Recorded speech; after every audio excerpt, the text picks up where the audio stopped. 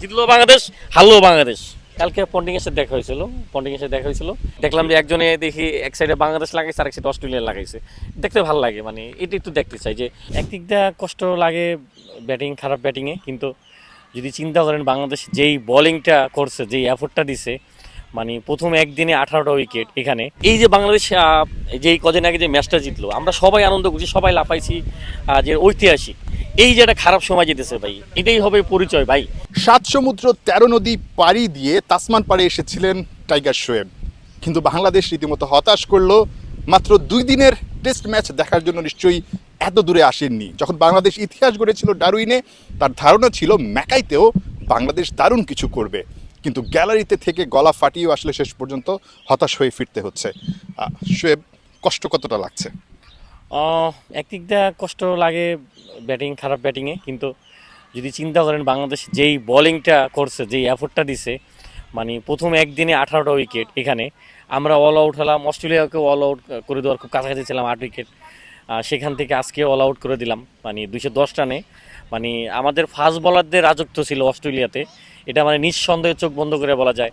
শরীফুল থেকে শুরু করে তাসকিন, সবাইকে অস্ট্রেলিয়ান যে বাচ্চারা, ওরা ডাইকে ডেকে অটোগ্রাফ নিতেছিল। মানে দেখলে অনেক সুন্দর লাগে, ভালো লাগে যে আমাদের খেলোয়াড়দের ওরা এত অ্যাপ্রিসিয়েট করে, এত বেশি ফ্যান, যে মানে মনে হয় যে ব্যাটসম্যানের চেয়ে আমাদের বলাররা রাজত্ব করলো এখানে। মানে এক জায়গায় একদিকে ছিল হচ্ছে আমাদের গ্যালারিতে যারা দর্শক ছিল, অস্ট্রেলিয়ান দর্শক, অজি দর্শক, তারা কি আপনাকে খোঁচা দিয়েছে? যেহেতু তাদের মধ্যে একটা জেদ ছিল স্বাভাবিকভাবে, যেহেতু ডারউইনে হেরেছে, তাদের খোঁচার শিকার হয়েছিলেন কিনা যখন বাংলাদেশ আসলে খুব খারাপ খেলছিল? না, ওরা কোনো খোঁচা দেয় নাই, তবে ওরা বলতেছিল তোমরা অনেক ভালো করছো, আর ভালো করবে। আরও অবাক লাগে যে ওরা, মানে দেখলাম যে আজকের আর কালকের টিকিট তো মানে সোল্ড। আগামী যে 3 নম্বর আর 4 নম্বর ডেট টিকিট প্রায় আপনার $600 $700 দাম হয়ে গেছে ওই টিকিটের। কিন্তু এখন তো ওর ভাবছে যে ওই ম্যাচ 3-4 দিন পর্যন্ত যাবে, যেই পর্যন্ত কিন্তু ওর আগে টিকিটের দাম বাড়াই দিচ্ছে, কিন্তু এখন তো খেলা তো 2 দিনই চলে গেল। তা এই জিনিসগুলো আসলে দেখতে শুনতে ভালো লাগে, কিন্তু ভাইরা যদি অন্তত মানে আজকের দিনটা যদি আরও ভালো করতে পারতো, ওদেরকে যদি ভালোটা ডিক্লার দিতে পারতো, মানে একটু সম্মানজনক হতে পাইতাম যে ওদেরকে নামাই আমরা মানে খেলাইছি। এটা যদি করা যায় তাহলে তো মানে আসলে খুবই ভালো, আর না হইলে আসলে খুবই হতাশ হব। আপনার কাছে একটু অপরাধবোধ কাজ করছে কিনা যে আলটিমেটলি আপনাকে নিয়ে যেই সমালোচনাগুলো হচ্ছিল, আপনি আসলেই দল হারে, এরকম বিষয়গুলো এখন আসলে সত্যিই বাংলাদেশ অনেক বেশি খারাপ খেলেছে, যদি এটার সঙ্গে এটার কোনো ধরনের আসলে সম্পর্ক থাকার কথাই না, মানে আপনি আসলে কেন দল হেরে যাবে, এটা তো কোনো মানেই হয় না আসলে।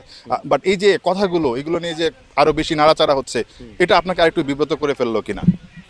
এটা এখন তারা বলতেছে বলুক, কিন্তু এটা তো আসলে কখনোই আমরা যারা ইসলাম ধর্ম বিশ্বাস করি, আমরা মুসলমান, আসলে তাদের মুখে কখনোই এগুলো মানায় না। কারণ কখনোই এগুলো যায় না যে একটা মানুষ বাংলাদেশকে সাপোর্ট দিতে প্রায় এত দূর থেকে আসলো, আসার পরে মানে তার জন্য দেশ হারবে, পয়সা তো খরচ হয়েছে। হ্যাঁ, অনেক পয়সা খরচ হয়েছে, দেশ খারাপ খেলবে। এটা আসলে যারা আমরা ইসলাম ধর্ম বিশ্বাস করি কখনো এটা গ্রহণযোগ্য না। আর এগুলো আসলেই করে মানুষ, এটা খায় আমাদের বাংলাদেশি মানুষ, যে কারণে বাংলাদেশি মানুষ দেখবেন যে যেটা যখন মানুষ পছন্দ করে খাইতেছে, হাসি তামাশা, এটা আসলে ওটা টল বেশি হবে, এটা স্বাভাবিক ভাই। তো এই দিক থেকে আসলে আমাদের বের হয়ে দরকার, কারণ আসলে দিন শেষে ভাই আমরা এত পিছিয়ে কেন? কারণ এই একটাই কারণে ভাই, একজনকে মানে টাইনা নিচে নামাই, একজনকে অবহেলা করি, দেখতে পারি না, বিনা কারণে আপনার একজনকে মানে একটা দেওয়া, ট্যাগ লাগাই দেওয়া, এই জন্য আমরা পিছিয়ে আছি। নাহলে আমরা এই বাঙালি জাতি, আল্লাহ আমাদেরকে অনেক বহুত দূরে নিয়ে যেত, বুঝছেন। আর আমরা নিজেরা নিজেদের প্রতি সত্যি বলতে গজব তৈরি করি। আমি আপনাকে চিনি না, কিন্তু একটা গালি দিলাম আপনাকে, কিন্তু উপর আল্লাহ তো নারাজ হইতেছে, আপনি তো একটা গজব তৈরি হইবে এটার জন্য।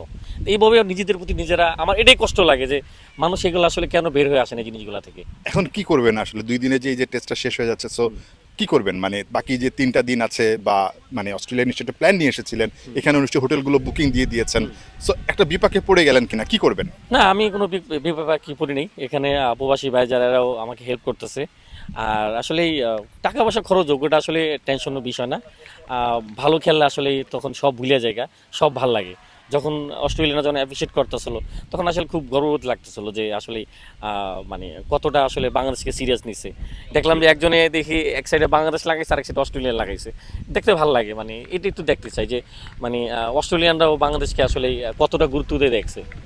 কেউ কি কিছু বলেছে আপনাকে দেখার পর, ছবি তোলার পর? ট্রাভিস হেডের সঙ্গে ছবি তুলেছেন, অনেকের সঙ্গে ছবি তুলেছেন। কালকে পন্ডিং এর সাথে দেখা হয়েছিল। আমাদের এক ভাই বলতেছিল আমার কথা যে বাংলাদেশের একজন ফ্যান, পরে ধরে আসলো, আইসা পরে আমাকে ছবি দিল, পরে আমিও বললাম ইউ লিজেন্ড, এই মানে দুই একজনের সাথে হাই হ্যালো, এই তো। যাই হোক, বাংলাদেশ হেরেছে, বাট নিশ্চয়ই বাংলাদেশ সামনে আরো বেশি। তবে একটা জিনিস ভাই, এই যে বাংলাদেশ যে এই কদিন আগে যে ম্যাচটা জিতলো, আমরা সবাই আনন্দ করছি, সবাই লাফাইছি, যে ঐতিহাসিক।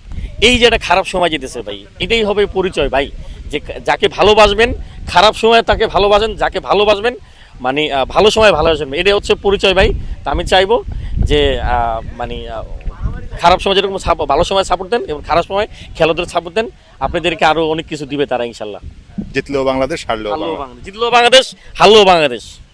অবশ্যই টাইগার শেফ যেটা বলছিলেন যে জিতলেও বাংলাদেশ, হারলেও বাংলাদেশ। সো ওই জায়গা থেকে হয়তো বা এই হারটা অনেক বেশি হতাশার, কাটাছেড়া হবে, পোস্টমর্টেম হবে, অনেক কিছু হবে, কিন্তু দিন শেষে বাংলাদেশ এই অস্ট্রেলিয়া থেকে একটা ইতিহাস তৈরি করে যাচ্ছে। যে ভুলটা হয়েছে ওটা সামনে বা পাশে সরিয়ে আসলে আমাদেরকে সামনের দিকে এগিয়ে যাওয়ার পথটা এই সফরটা বা এই সিরিজটা থেকে আসলে খুঁজে নিতে হবে। হতাশার হারটা ভুলে যেতে হবে। সামনে টেস্ট চ্যাম্পিয়নশিপের আরও ম্যাচ আছে, সেগুলোতে কিভাবে আসলে এই যে দারুণ জয়টা সেটাকে অনুপ্রেরণা হিসেবে নিয়ে ভালো করা যায়, সেই দিকে আসলে চোখটা রাখবে নিশ্চিতভাবেই টিম ম্যানেজমেন্ট। নাহিয়ান বিন জসিম, ৭১, মাকাই, অস্ট্রেলিয়া।